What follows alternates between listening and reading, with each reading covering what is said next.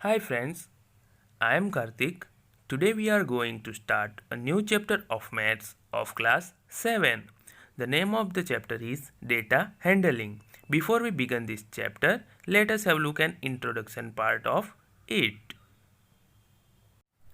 In your previous classes, you have dealt with various types of data. You have learned to collect data, tabulate and put it in the form of bar graphs.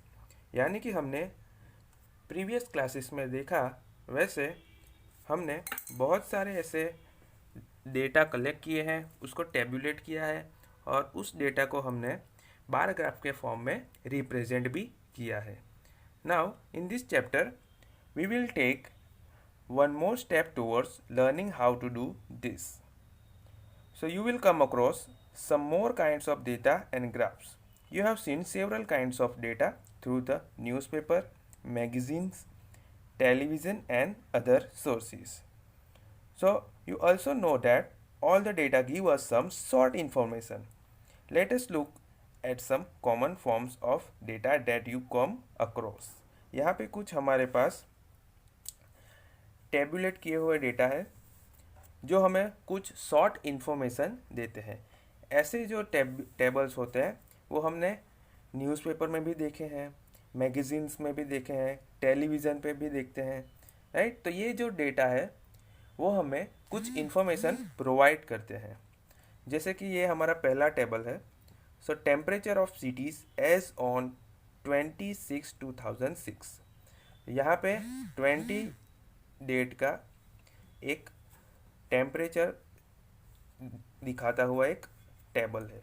Okay, सो यहाँ पे city है, maximum temperature कितना है वो और minimum temperature कितना है वो दिखाता है.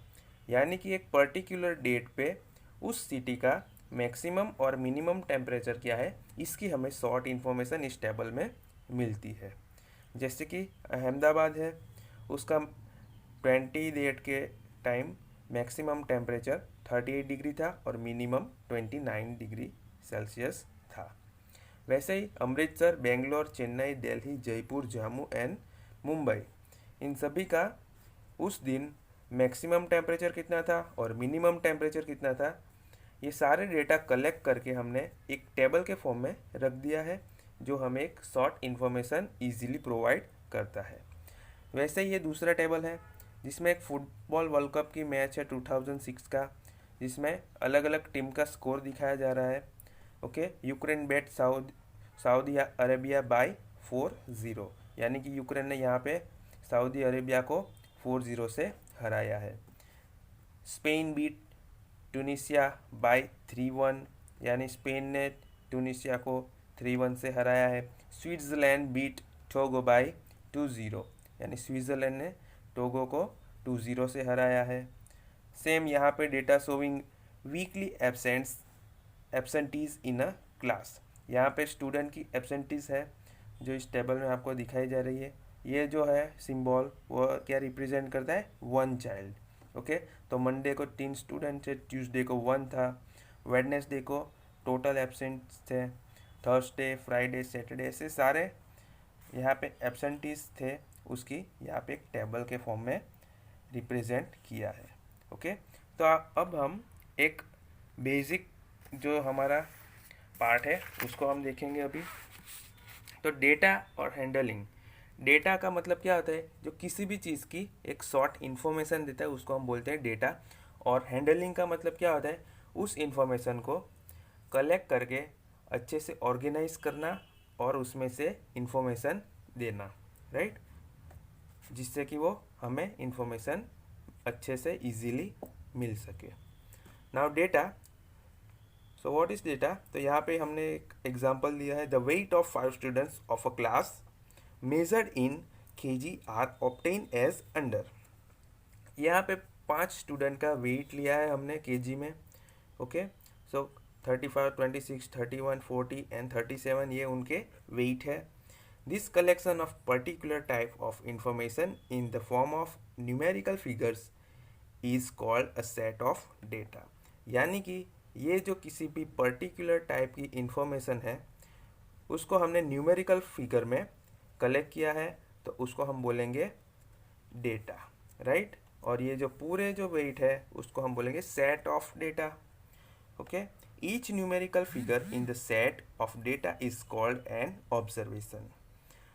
इस डेटा में जो भी न्यूमेरिकल फिगर्स है यानी कि 35, 26, 31, 40, 37, ये सब क्या है, ऑब्जर्वेशन, इसको हम बोलेंगे observation, okay. Now arithmetic mean, the most common value of a group of data is the arithmetic mean. Friends, आपने एवरेज वर्ड सुना होगा। एवरेज यानी एरिथमेटिक मीन, यानी कि एक कोई ऐसी कॉमन वैल्यू जो पूरे डेटा को रिप्रेजेंट करती हो, right. The mean of a set of a data is found out by dividing the sum of all the observation by the total numbers of observation in the data. और ये mean हम कैसे find कर सकते हैं कि हम सारे ऑब्जर्वेशन का सम करेंगे और उसको किससे डिवाइड करेंगे, नंबर ऑफ ऑब्जर्वेशन से, तब हमें एरिथमेटिक मीन या मीन हम फाइंड कर सकते हैं। So we denoted the mean by X bar, उसको सिंबल से हम एक्स बार के तौर पर लिख सकते हैं। सो उसका फॉर्मूला क्या होगा, mean is equal to sum of all observation divide by number of observation, यानी कि जो भी ऑब्जर्वेशन है हमारे पास उन सब का सम और उनकी जितने वैल्यू है उससे हम उसको डिवाइड करेंगे, जितने नंबर के ऑब्जर्वेशन है हमारे पास उससे हम उसको डिवाइड करेंगे। सो उसको एग्जांपल लेके समझते हैं। So marks of the students are 12, 16, 18, 16। यहाँ पे स्टूडेंट्स के मार्क्स हैं जिसका हमें मीन निकालना है। So mean is equal to sum of observation, यानी ये सारे ऑब्जर्वेशन का हमें सम करना है। So 12 plus 16 plus 18 plus 16 divide by number of observation, यहाँ पे कितने ऑब्जर्वेशन है, 1, 2, 3, 4, राइट। तो हम 4 से डिवाइड करेंगे। सो इसका सम होगा 62 डिवाइड बाय 4।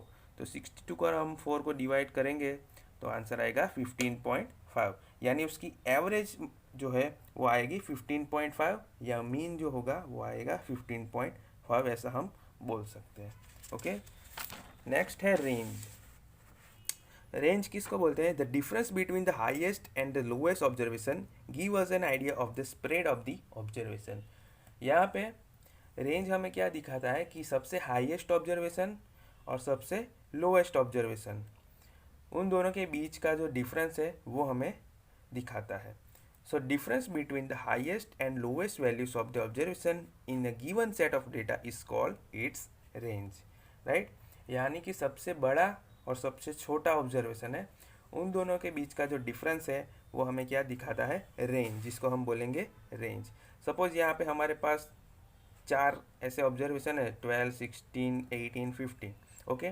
तो सबसे हाईएस्ट वैल्यू किसकी है, 18 की, और सबसे लोवेस्ट वैल्यू कितनी है, 12। सो 18 माइनस 12 करेंगे यानी उनका डिफरेंस निकालेंगे तो हमें रेंज मिल जाएगी 6, राइट। तो ये हो गई हमारी रेंज जो कि हाईएस्ट एंड लोवेस्ट वैल्यू के बीच का डिफरेंस दिखाती है, ओके। तो आज हमने इंट्रोडक्शन पार्ट में क्या देखा, हमने देखा कि सबसे पहले डेटा क्या है, उसके बाद हमने देखा एरिथमेटिक मीन क्या है, ऑब्जर्वेशन क्या है, ओके।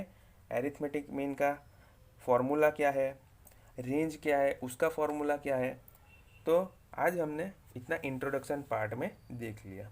नेक्स्ट टाइम हम इसके ऊपर से एक्सरसाइज स्टार्ट करेंगे, okay. Hope you understood all this topics of the day. Thank you.